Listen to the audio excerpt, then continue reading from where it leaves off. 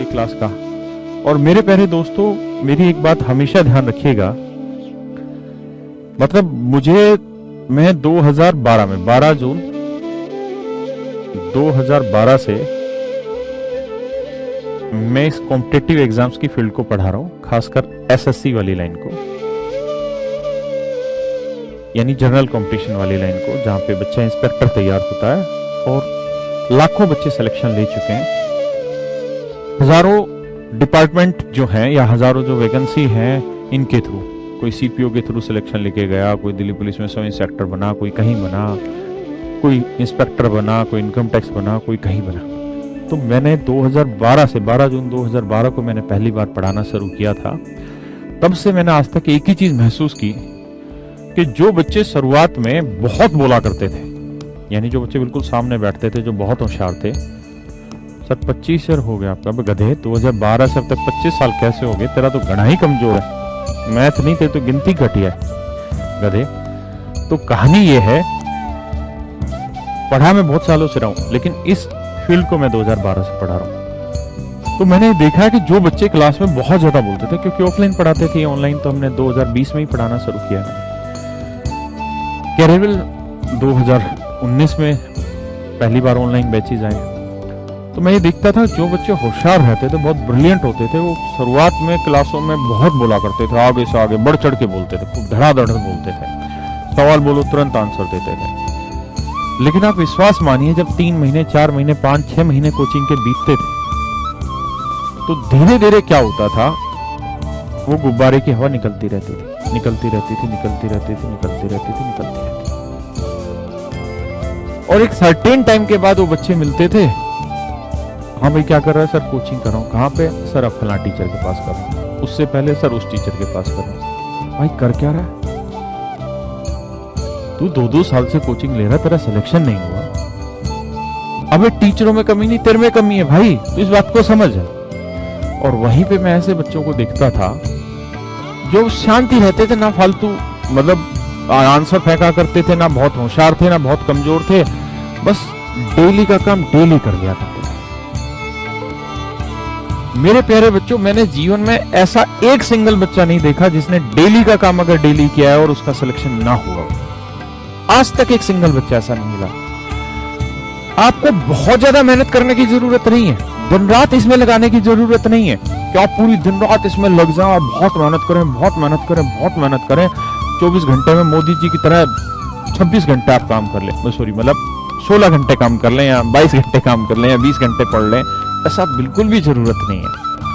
आप मेरी बात पे विश्वास रखिए, ये जीवन आपको एक ही बार मिलना है ना, इसलिए इस उम्र के आनंद भी लेते चलिए। मैं आज एक व्हाट्सएप पे एक शेष हरी पढ़ रहा था, उसमें लिखा था कि किसको क्या दिया है और किससे क्या लिया है, या किसको क्या देना है या किससे क्या लेना है, ये हिसाब आज तक कोई नहीं समझ पाया। ऊपर वाले का गणित बहुत बेहतरीन था, उसने भेजा भी खाली हाथ और बुलाया भी खाली हाथ। ये सच है मेरे प्यारे बच्चों, हम खाली हाथ ही आए थे और हमें जाना भी खाली हाथ है, और ये एक ही जीवन मिला है। इसलिए इस जीवन को इतना झंड भी मत करना कि आप 20-20, 25-25 घंटे पढ़ते चले जाएं, और वो मन की बात वाला 26 घंटे पढ़ ले, वो भी ना करना, मतलब 24 घंटे में 26 घंटे काम कर ले, वो भी काम ना करना। आप एक ही घंटा पढ़ें, आपकी बैठने की औकात, बैठने की हिम्मत, पढ़ने के लिए जो बैठते हैं उसकी हिम्मत एक ही घंटे की, तो आप एक ही घंटे पढ़ें, लेकिन उस काम को रोज कर लें मेरे बच्चों। मैंने अपने जीवन में, अपने बच्चों में ये हमेशा महसूस किया है, खुद के जीवन में मैंने ये चीज महसूस की है। मेरी और भी भाई हैं बहुत सारे, मेरे चाचा ताऊ के या मेरे यार दोस्तों में, मैंने उन सब में और अपने में एक ही चीज महसूस की कि मैं चीज बहुत धीरे धीरे करता हूँ, लेकिन मैं लगातार करता हूँ। मेरे जो और मित्र भाई यार दोस्त हैं, वो चीजें बहुत तेज गति में विस्फोटक करते हैं, लेकिन उनकी गति कभी बहुत धीरे होगी, कभी बहुत तेज, कभी बहुत धीरे, कभी बहुत तेज, और उनमें से शायद बहुत सारे उस कामयाबी के स्तर को नहीं छू पाते। तो मैं आपको भी यही सलाह देना चाहूंगा कि एक ही दिन में आप बिल्कुल तोड़ फोड़ के मूड में मत बैठना कि आज मैंने सब कुछ पढ़ लेना ना। अरे औकात आधे घंटे पढ़ने की, 1 घंटे पढ़ने की, वही पढ़ो यार, लेकिन उसको फिर कंटिन्यू करना। और उस 1 घंटे में ये वाली जो चीज है ना, ये बहुत शांत होनी चाहिए। इसका ध्यान उस लड़की की तरफ, उस लड़के की तरफ, उसकी प्रॉपर्टी पे या उस रिश्तेदार पे या किसी भी ध्यान नहीं जाना चाहिए इसका। दिमाग, ये बिल्कुल शांत होकर सिर्फ 1 घंटे उस चीज पे ध्यान लगा दें। अगर आप जाके आज 20 मिनट इस ट्रिग्नोमेट्री को पढ़ना चाहते हैं जो मैंने पढ़ाया है, तो मन में एक तो ये वहम नहीं आना चाहिए, अरे ये बेसिक बात है, इसको क्या पढ़ना। मेरे भाई, ये अंग्रेजी जो कीड़े हैं ना, यही आदमी को बर्बादी की तरफ लेके जाते हैं। ये अंग्रेजी कीड़े दिमाग से निकालो। हर चीज जरूरी है, हर छोटी से छोटी चीज जरूरी है, उसको उसी सिंसियरिटी से पढ़ते चले जाइए। अपने अंदर धीरे धीरे स्टूडेंटशिप लेके आइए, छात्र प्रवृत्ति लेके आइए। कारण क्या है कि जैसे ही हम स्कूल से कॉलेज में गए, हमारे अंदर से वो छात्र प्रवृत्ति खत्म हो गई। अपने अंदर वो छात्र प्रवृत्ति लेके आइए, दोबारा से सीखने की ललक पैदा करिए अपने अंदर, है ना। और कंटिन्यूअस एफर्ट करते रहिए, थोड़ा पढ़िए लेकिन कंटिन्यू पढ़िए। अपने जीवन को भी पूरी तरीके से अस्त व्यस्त निरस्त मत कर दीजिएगा। आप यूपीएससी की तैयारी नहीं कर रहे हैं, आप एसएससी की तैयारी कर रहे हैं। अगर आप यूपीएससी की तैयारी कर रहे हैं तो कैरियर प्लेटफॉर्म पे यूपीएससी के टीचर्स हैं और बहुत बड़े बड़े टीचर्स हैं, आप वहां तैयारी कर सकते हैं। उसमें शायद बहुत मेहनत की जरूरत होगी, उसके लिए वो टीचर आपको बहुत बढ़िया से बता पाएंगे। मुझे एसएससी का ज्ञान है, मैंने भी यूपीएससी की 2 महीने तैयारी की थी, मेरे बस की नहीं हुआ, मैं छोड़ के तुरंत आ गया, है ना।